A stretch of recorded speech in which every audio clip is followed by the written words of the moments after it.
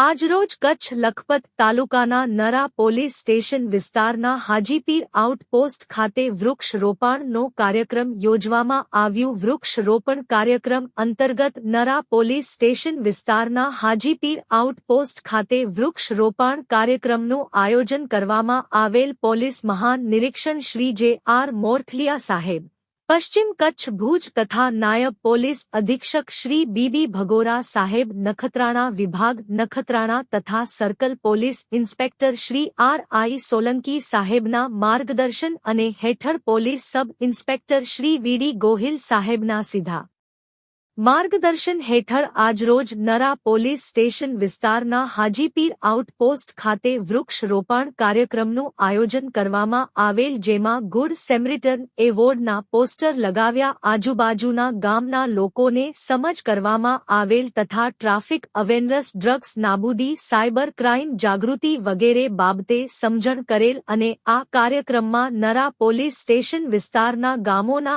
આગેવાનો તથા BSF 03 તથા હાજીપીર પોસ્ટના એસ.આઈ. દલજીતસિંહ તેમજ BSF તેમજ પોલીસ સ્ટાફ હાજર રહેલ. રિપોર્ટર સૈયદ રજાક શાહ, ટોડિયા, કચ્છ.